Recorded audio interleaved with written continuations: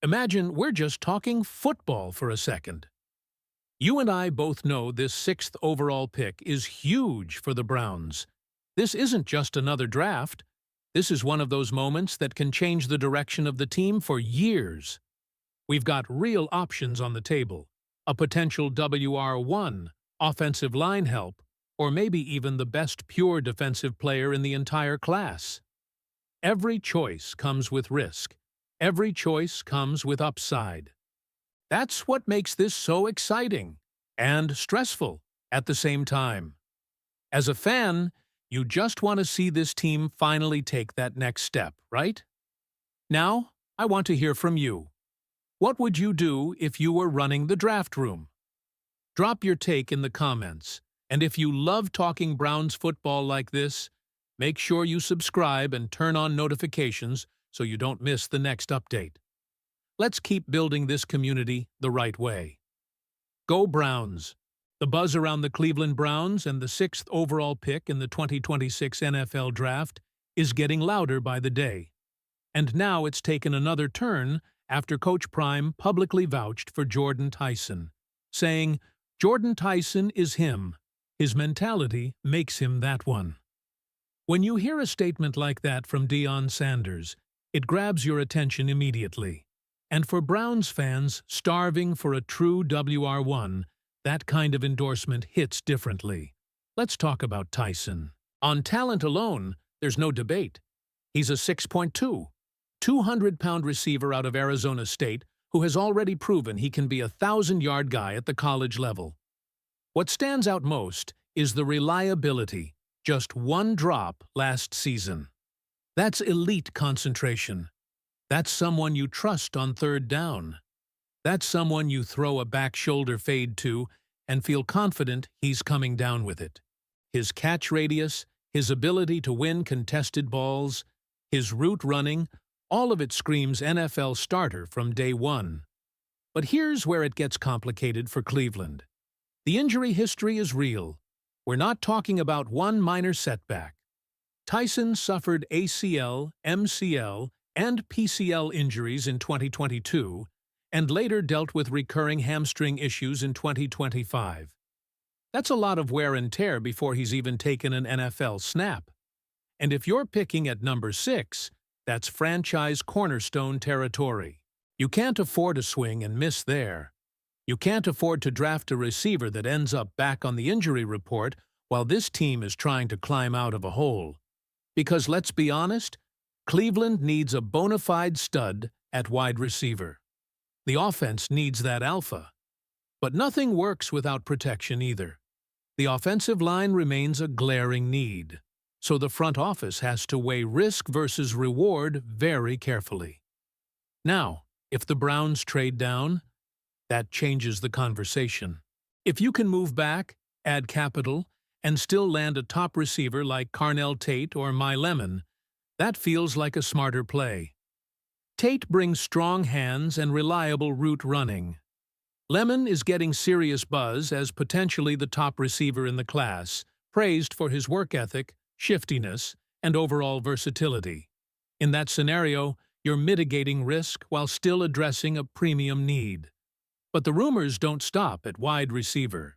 There's growing momentum around safety, Caleb Downs being in play at 6 if he's available. And this is where things get fascinating. Downs might not play the most glamorous position, but some insiders are calling him the best football player in the entire draft. That's not hype. That's serious evaluation talk from respected voices. Last season alone, Downs put up 68 tackles, 4 pass breakups, 2 interceptions, 2 forced fumbles, and even a sack. That's production across the board. He's physical, he's instinctive, and he fits the mold of a modern safety who can thrive in coverage and support against the run. In a defense that could lean heavily on man coverage and cover one looks, having a tackling safety who can also create turnovers becomes extremely valuable. But here's the dilemma for Browns fans. Does taking a safety at 6 truly change the trajectory of this franchise right now? You're still staring at holes on the offensive line. you're still lacking that true WR1. Going best player available might set you up beautifully for the future, but it may not fix the immediate issues holding this roster back. And yet, passing on a potential generational safety could haunt you if he becomes the next elite defensive centerpiece in the league. The draft strategy tension is real. Positional value versus pure talent. Immediate need versus long-term dominance. Trade-down opportunity versus standing firm and taking your guy. So let me ask you this. Browns fans, if Caleb Downs is sitting there at number 6, and the top offensive linemen and receivers are still options, what are you doing? Are you taking the best football player on the board? Or are you filling the biggest need on this roster? Because here's the reality. This draft is loaded defensively. That's not speculation. That's the way the board is shaping up. You've got impact defenders expected to fly off the board early. Names like David Bailey, Reuben Bain, Caleb Downs, maybe even Sonny Styles. That defensive talent wave could actually work in Cleveland's favor. Think about how this might unfold.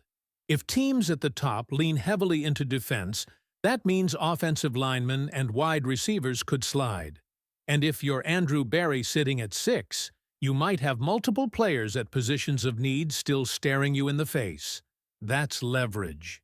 That's flexibility. That's power on draft night. Now, let's revisit the trade-down scenario, because this might be the real sweet spot. If Caleb Downs is there, and Cleveland decides he's not the direction they want to go, teams behind them are going to be calling. The Cowboys are mentioned as a team that could pursue him aggressively. If there's demand, you capitalize. You move back, you collect more draft capital, and you still land one of your priority targets. Picture this. The Browns sit at 6, and both offensive linemen, Fono and Maui Noah, are available. Instead of panicking and locking one in immediately, you trade down to around 12, knowing that chances are at least one of them is still there. Same logic applies at receiver. If Lemon, Tate, and Tyson are all still on the board at 6, odds are one remains if you slide back a few spots. That's how you maximize value without sacrificing your target. This is why the structure of this draft matters so much. It's not the strongest offensive line class, it's not the strongest quarterback group, it's not even loaded at running back, but it is deep defensively, and it does have some high-end wide receiver talent. That imbalance creates opportunity for a team positioned exactly where Cleveland is. And here's something else Browns fans have to wrestle with: patience. The best player available strategy worked well in the previous draft class. Cleveland leaned into talent over immediate positional need, and many believe they absolutely smashed that class. That philosophy builds sustainable success. You stack great football players, and eventually, the roster becomes too strong to ignore. But fans want results now. You want to see a functional offensive line. You want to see a true number 1 receiver lining up outside. You want to see this team compete immediately. If taking Caleb Downs means leaving those offensive needs unaddressed in round 1, that's a tough pill to swallow. At the same time, if insiders are comfortable calling Downs the best pure football player in the entire draft, and some scouts are even using the word ever when comparing safety prospects, that's not something you dismiss lightly. You don't get opportunities to draft players with that kind of ceiling and floor combination very often.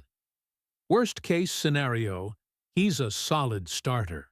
Best case, he transforms your secondary for the next decade. So this is where it all comes together.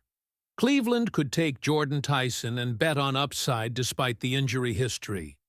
They could prioritize a safer wide receiver like Carnell Tate, or roll with the rising buzz around My Lemon. They could lock in offensive line help with Fono or Maui Noah if the board falls right. Or they could shock some fans and go best player available with Caleb Downs, trusting long-term roster construction over short-term patchwork. And don't forget, Cleveland holds 2 first-round picks. That gives this front office flexibility that most teams don't have. You could address defense early and circle back to offense later. You could double down on offense. You could move around the board entirely.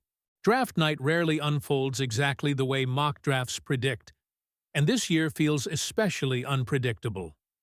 What makes this so fascinating is that every path has logic behind it. Every option has risk attached, and every decision will shape the identity of this roster for years. That's why this 6th pick feels so massive. It's not just about adding a player, it's about defining the direction of the Cleveland Browns. Now it's on the front office to read the board correctly. Do you chase immediate offensive help? Do you grab the safest elite talent available? Or do you outmaneuver the rest of the league and turn that 6th pick into multiple building blocks? Drop your thoughts below. Would you stay put or trade down? Would you take the best football player or fill the biggest hole? And if you're running the draft room, who's the name you're handing in when Cleveland is on the clock? Make sure you subscribe, smash that like button, and click the video on your screen right now, because the latest Browns draft updates, the real inside buzz, you're only going to find right here. Let's go Browns!